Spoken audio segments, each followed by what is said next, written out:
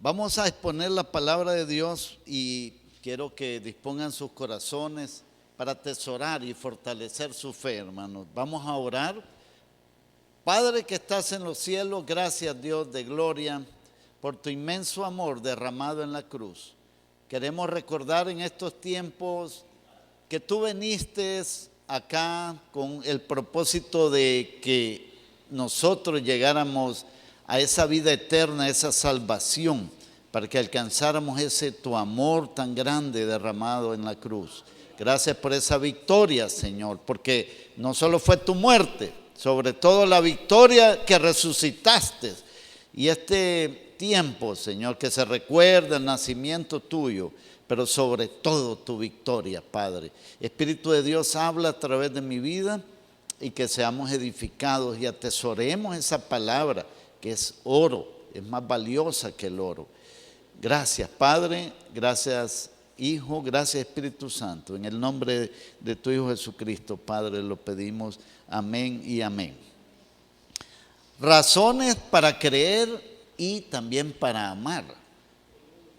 Debemos de tener entonces razones para creer y las vamos a hablar hoy. En realidad nosotros como hijos de Dios ya hemos creído. Todos los que estamos acá hemos creído cuando el Espíritu de Dios nos dio el convencimiento. No un hombre, fue el Espíritu Santo quien tiene el ministerio en este tiempo.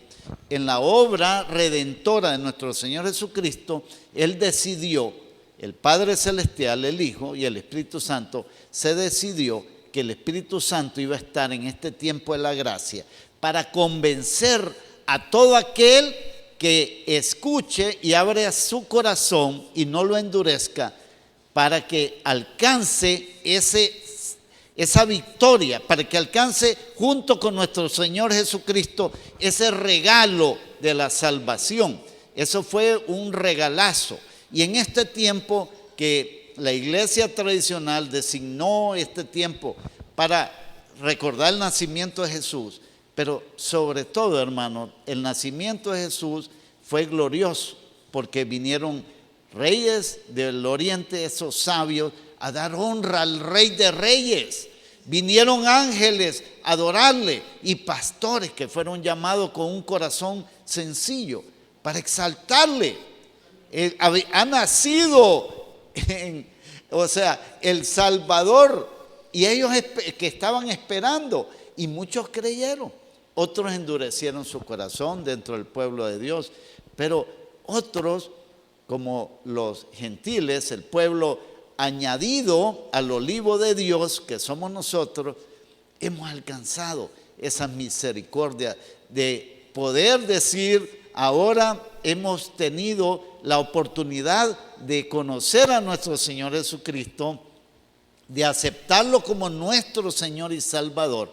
Entonces eso es lo importante que tenemos que recordar cada día de nuestra vida, no solo en estas épocas.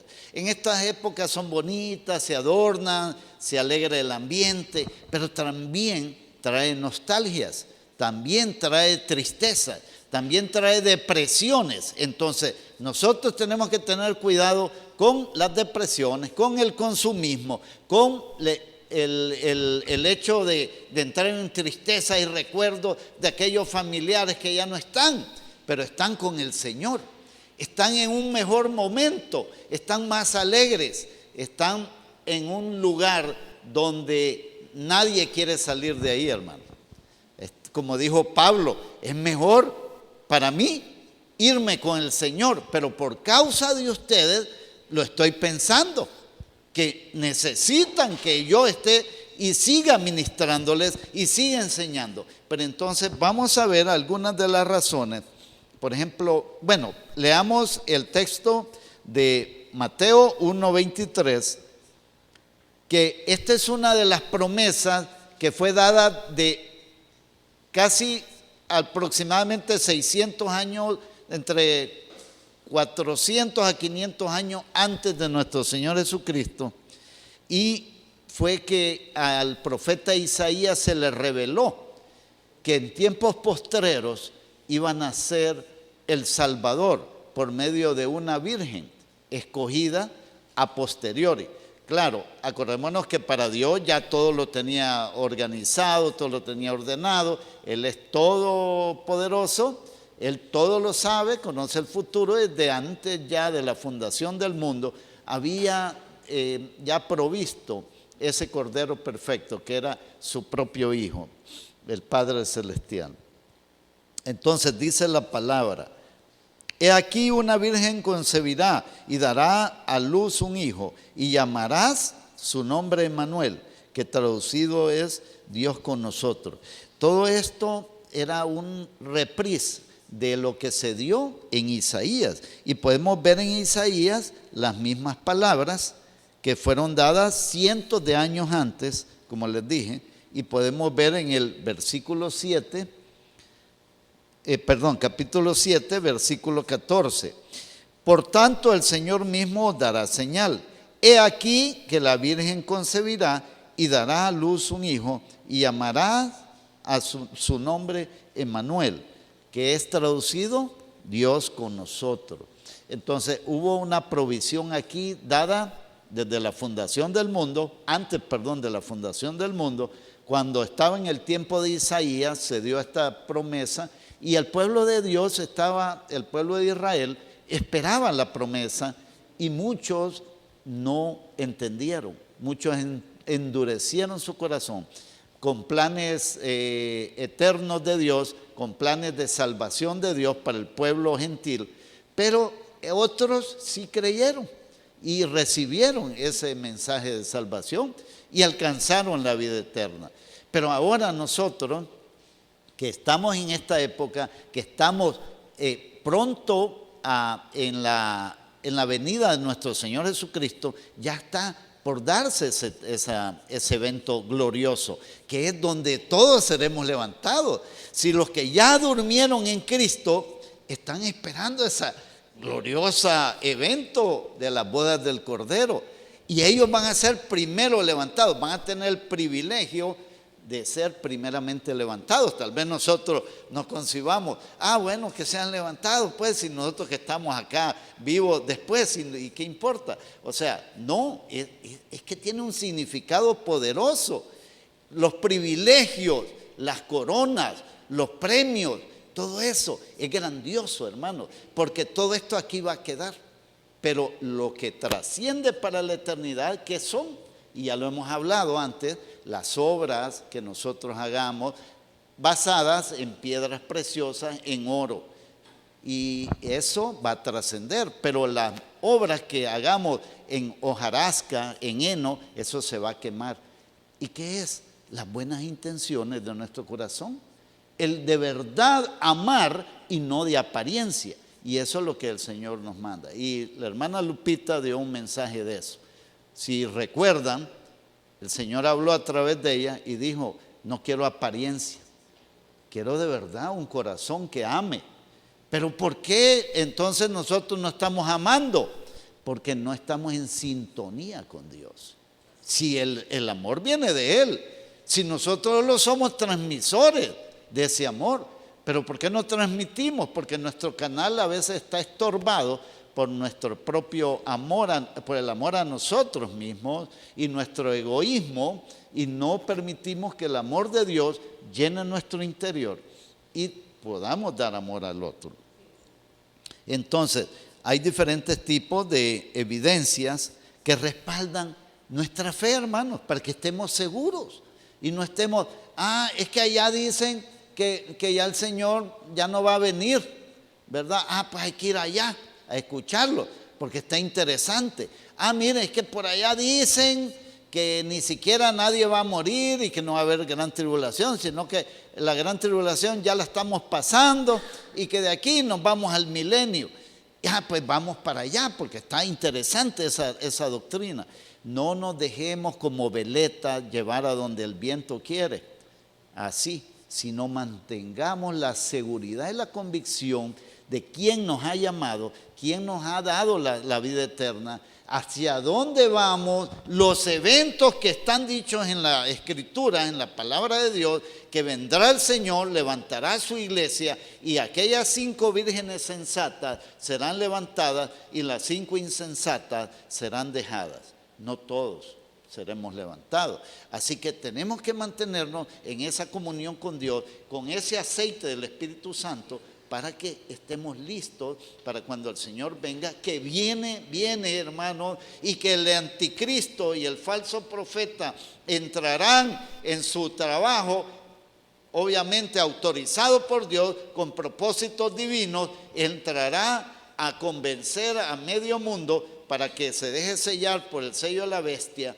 y luego llevárselos para el infierno, para el tormento eterno, porque el diablo odia todo lo que es de Dios, toda la creación de Dios, y eso somos nosotros, hermano, parte de la creación de Dios. Pero qué lindo el Señor y el Espíritu de Dios que nos trajo a su redil, a su rebaño, a su iglesia, parte del cuerpo de Cristo. No se alegra, hermano, si es un privilegiazo, es un honor ser hijo de Dios, honorazo que no merecemos, pero que aquí estamos por misericordia y por amor. Entonces, dice la palabra de Dios que el Espíritu Santo vendrá y va a redarguir de pecado y va a convencernos de justicia y también del juicio que viene. Entonces, por eso es que nosotros cuando aceptamos al Señor dijimos: yo no quiero seguir ya en ese camino al infierno, en ese camino de perdición. Yo cambio y decido que en mi corazón Jesús sea el Señor y Salvador de mi vida y que Él dirija ya mi vida. Pero, ¿cómo estamos actualmente? ¿Nos estamos dejando dirigir por Dios o estamos en nuestro propio yo y nosotros en el trono y hemos hecho a un lado al Señor? Porque este trono ya le pertenece al Señor. Nosotros decidimos por nuestra propia cuenta que queríamos que el Señor gobernara, que nos diera la vida eterna, que alcanzáramos esa victoria que Él alcanzó. Y entonces eso es un regocijo, sí, es un regalazo, pero nos hemos descuidado y hemos enfriado nuestro interior. No, ahora es cuando más debemos de estar buscando del Señor, es cuando más debe estar ese fervor de Dios en nuestro interior para lograr alcanzar los propósitos y planes de Dios, para servirle, para ser de utilidad al Señor y para lograr tener esos premios para la vida eterna, esos tesoros que estamos haciendo en los cielos, hermanos. No descuidemos esa salvación tan grande. Reaccionemos, recapacitemos y entendamos que es tan importante eso. En el Evangelio de San Juan habla de lo que les dije y vamos a respaldar lo que dije respecto a la función del Espíritu Santo. Por eso es que el Señor tan lindo dijo: no, si les conviene que yo me vaya, porque solo yo estoy aquí y el Espíritu Santo va a estar con todos, ¿verdad? Entonces, esa fue una de las promesas más lindas, más preciosas y que debemos de apreciar más y respetar el templo del Espíritu Santo. Entonces, no pecando, no ofendiéndolo, amándolo y haciendo su voluntad.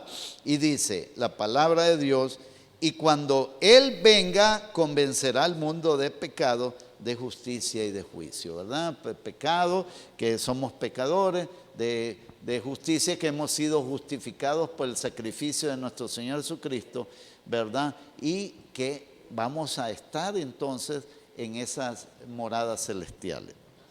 Muy bien, continuamos entonces. Parte de las razones es históricas, la ciencia, ¿verdad? Por ejemplo, díganme, cuando ustedes leen en libros seculares de ciencia, ustedes ven que dice antes de Cristo y después de Cristo, eventos que sucedieron. ¿Por qué entonces reparte los científicos, los historiadores, por qué reparten antes de Cristo y después de Cristo? Porque fue el evento más importantísimo que ha sucedido en la historia del mundo. Entonces, el nacimiento de nuestro Señor Jesucristo. Entonces, cuando nosotros vemos eso, ¿qué pasa? El incrédulo, el no creyente, el ateo, el que anda con otras religiones, reconoce que nuestro Señor Jesucristo ha sido el personaje más importante que ha habido en la tierra, y que por eso decidieron poner antes de él y después de él la historia del mundo. ¿No les parece? Eso es un hecho histórico, es un hecho científico. No estamos hablando de lo que dice la palabra de Dios, estamos hablando de lo que dice el mundo entero. Entonces, además, Flavio Josefo, o Chepo tal vez, ¿verdad? Flavio Chepo, era un judío en la época del año 96 después de nuestro Señor Jesucristo. Hizo declaraciones, hizo entrevistas en personas que vivieron, que estaban con nuestro Señor Jesucristo, ya señores, ancianos, y aún jóvenes que fueron transmitidas las informaciones. Él hizo todo ese estudio, él hizo recabó toda esa información a manera histórica. No estaba haciéndolo a manera de proclamar el reino de Dios como todos los apóstoles, como todos los siervos de Dios. No, él lo hizo como un hecho histórico. Y ahí está registrado, de Flavio Josefo. También estaba Tácito, historiador romano, que era un romano, y que registró acerca de la muerte de nuestro Señor Jesucristo en manos de Poncio Pilato. Y esos registros son históricos y están, y ustedes los pueden escudriñar, ustedes lo pueden leer, ustedes lo pueden investigar. Son todo científico, todo histórico. No estamos hablando de la palabra de Dios. El Corán, hermano, el Corán que no fue escrito por Mohammed, no fue escrito por Mahoma, sino tuvo sus escribientes. Él no escribía, tenía sus escribientes. Y hasta hubo pleito entre ellos, y hubieron 3 tipos de Corán, 3 tipos de Biblia del Islam. Pero al final se decidió por una, y el más violento ganó, ¿verdad? Que esto y el otro, que debe de ojo por ojo, y todo eso que se da, todo ese pago, ¿verdad? Al que es traidor hay que matarlo y todo eso. Entonces, habían otros que, según dicen los historiadores, eran más suaves, pero decidieron por el más violento. Entonces, ¿pero qué pasa dentro del Corán? Se habla del profeta Jesús. O sea, sí mencionan a nuestro Señor Jesucristo, porque ellos leyeron las Escrituras, se dieron cuenta de las verdades eternas. Ellos entendieron esto, pero ellos quisieron apartarse y hacer su propia religión, y hacer su propio Dios, y hacer su propio profeta, cuando es bien clara la palabra que solo por medio de Jesús podemos alcanzar la vida eterna, la salvación eterna. Entonces vemos que también ahí hay evidencias dentro, y el islámico, usted le dice del profeta Jesús, un hombre ejemplar, un hombre de grandes principios, un hombre con gran autoridad, pero lo tienen como un profeta. Pero ahí está. ¿Por qué? Porque Jesús es real, porque Jesús es poderoso, porque Jesús existió, no es un mito. Así, estamos hablando de todas las cosas históricas. Las evidencias en el lugar donde nació Jesús, Belén, Betlehem, Belén, o como quiera llamarle, allá, Jerusalén, ¿verdad? Etcétera. Allá están las evidencias. Si es que mi papá nació allá en Belén, y él iba a visitar donde el Señor nació, y él iba a la tumba donde fue sepultado también, y ahí estaban las evidencias, ¿verdad? Solo un necio ya no podría creer tanta evidencia científica, tanta evidencia histórica. Jesús fue el Dios, el Rey de Reyes, Señor de Señores, y Él es y será.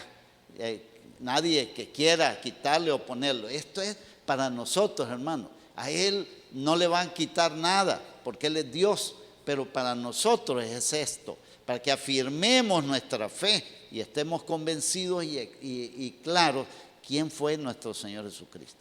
Amén. Ahora, la Biblia lo afirma, y eso para mí tiene gran poder. Y esta palabra se ha cumplido todas las profecías, y las que faltan se cumplirán. Y vienen las peores, las del tiempo apocalíptico, las de los juicios de Dios. Ahora, nosotros no vamos a pasar por eso, porque hay versículos que no es el tema de hoy, pero que Dios dice que seremos guardados por el Señor.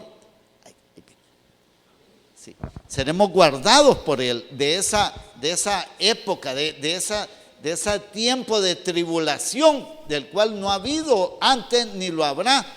Va a ser lo peor de los juicios, los peores sufrimientos. Él dice que el hombre querrá morirse y no podrá, huirá la muerte de él, porque el sufrimiento va a ser terrible. Entonces, de todo eso nos está librando el Señor. Nosotros estamos firmes, hermanos. Bienvenidos, hermanos. Nosotros estamos firmes o estamos fluctuantes, estamos dudando, estamos con un pie en el mundo y el otro en el Señor. O estamos claros de lo que Dios quiere para nosotros, lo que Dios nos ha mandado a hacer, lo que Dios nos ha regalado, la salvación eterna. ¿Estamos claros en eso o estamos con dudas? Veamos qué dice la palabra de Dios respecto a las Escrituras. Segunda de Timoteo 3:16. Vámonos ahora a la segunda epístola a Timoteo por parte del apóstol Pablo.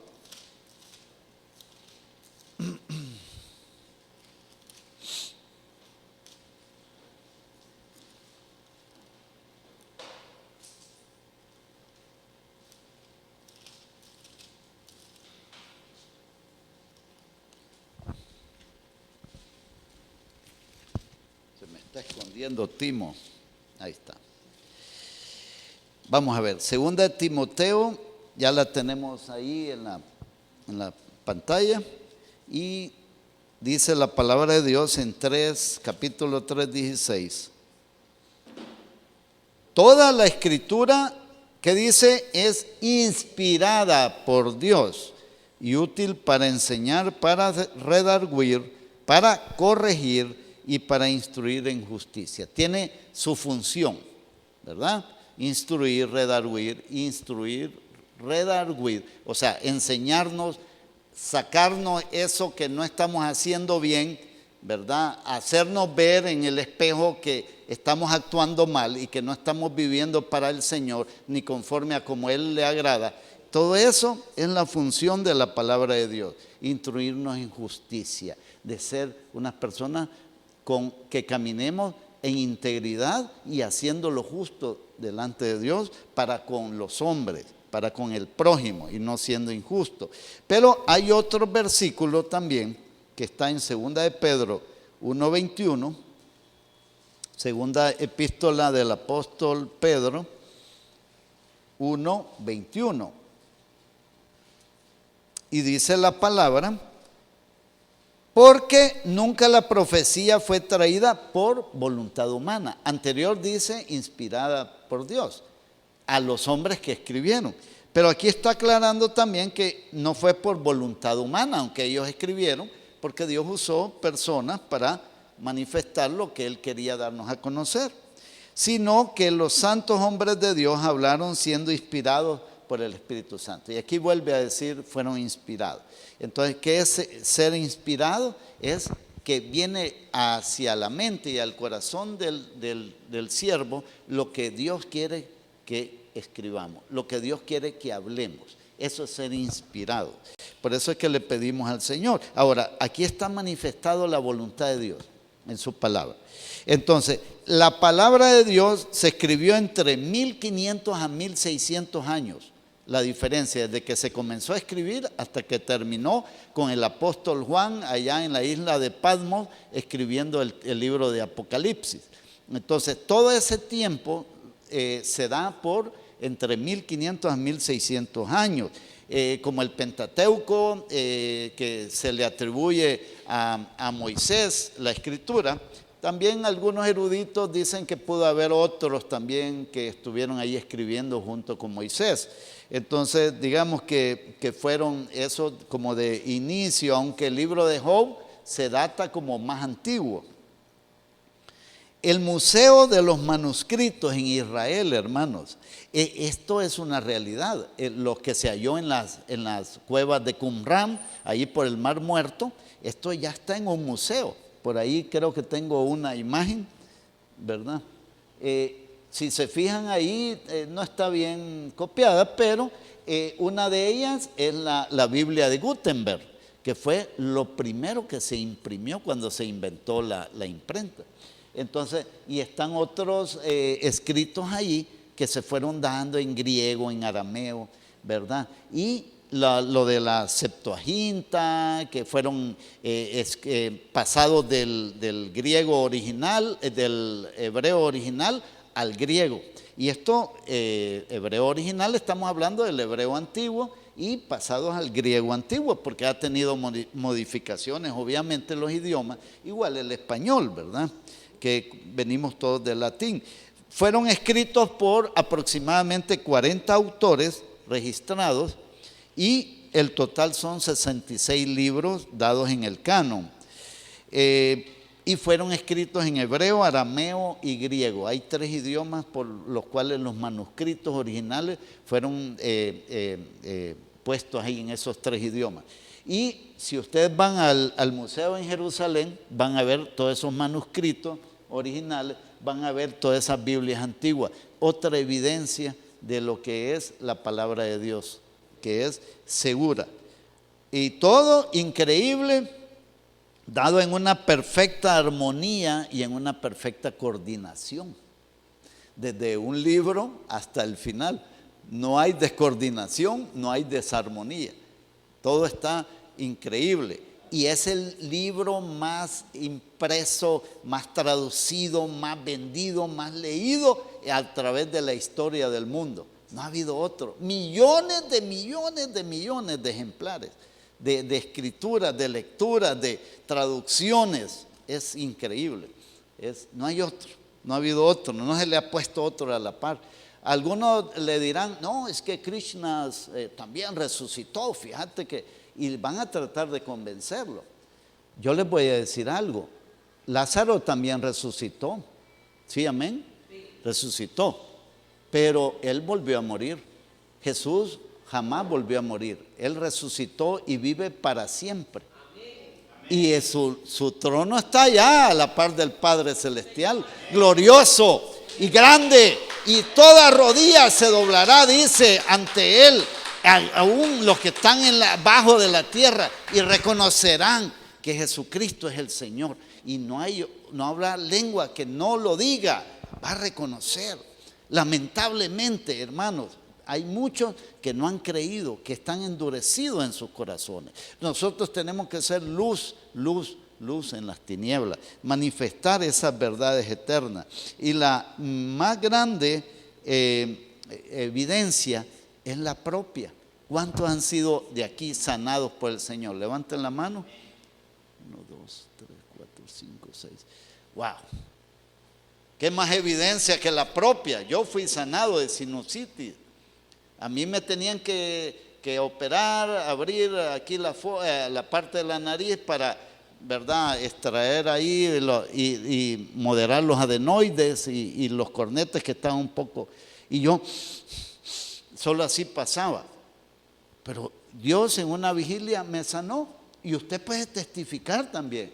Y yo creo que aquí deberíamos de pasar un día, ¿verdad?, a dar todos esos testimonios, a recordar las misericordias de Dios, el amor de Dios, las evidencias de un Dios real y poderoso. No tengamos duda entonces cuando vengan alguna doctrina falsa y nosotros, vaya pues, entonces sí te voy a creer. No, que estemos firmes y sabemos que hemos probado ese país de manzana. Y ese país de manzana, no, pero es que fíjate que la manzana no existe. Si yo la probé, ¿qué me vas a venir a decir a mí? Vos andás en tus locuras si querés, pero ese país de manzana yo me lo comí y yo sé que existe. Así tiene que usted estar firme en que quién lo ha llamado y quién lo rescató. ¿Y quién le está dando esos milagros de problemas económicos, de liberarlo de la muerte? ¿Cuántos hemos tenido, hemos estado cerca de la muerte y Dios nos ha librado? O sea, yo tuve un accidente contra 2 rastras, no solo una. Una me pegó, nos pegamos casi de frente, la otra me pegó por el lado de atrás y el carro giraba y giraba en trompo. Era como de muerte. Pero Dios nos ha traído y nos ha permitido estar acá, hermanos, y agradecerle. Entonces, si nosotros, ya vamos terminando, que dice Hechos 4:20. Porque no podemos dejar de decir lo que hemos visto y oído, lo que hemos experimentado. No podemos, porque ya lo hemos vivido, hermano. Ya se comió ese pay de manzana. ¿Quién le va a decir que no existe la manzana? ¿Quién? No hay nadie. Usted ya lo experimentó y además los árboles están, además usted ve en los súper la manzana. Algún loco puede venir, no, si eso no son manzanas. Usted sabe que esas son manzanas, han sido probadas, se le ha puesto el nombre de Apple, de manzana, de lo que quiera llamarle, pero ahí está, es una realidad. Entonces así debe ser la firmeza nuestra, hermano. Amén. Y para terminar, primera de Juan 1:1 nos dice también: lo que era desde el principio, lo que hemos oído, lo que hemos visto con nuestros ojos, lo que hemos contemplado y palpado en nuestras manos, tocante al verbo de vida.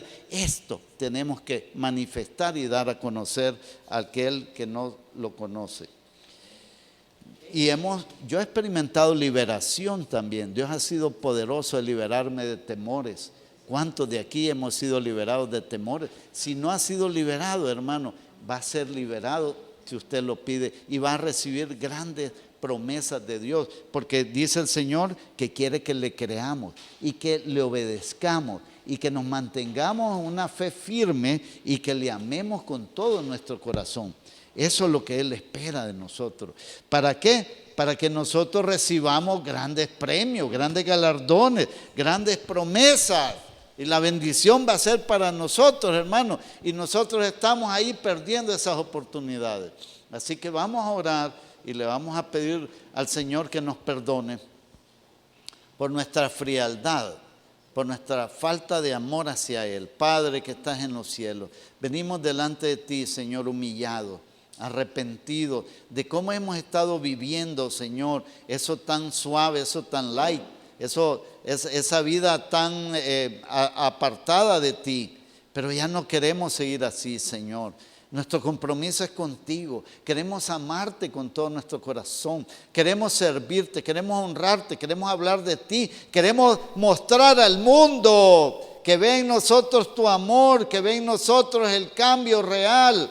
Así, Padre, como que nos lo digan, que nos lo manifiesten, Padre. Oh Señor, muéstrate a cada uno, redarguye, Padre, a cada corazón que estamos aquí y que cambiemos el rumbo, que de verdad el arrepentimiento es dar la vuelta, hacer un giro hacia donde vamos y volvernos a ti con un amor grande, con un respeto grande, con una exaltación hacia ti que eres digno y digno de toda alabanza y toda adoración.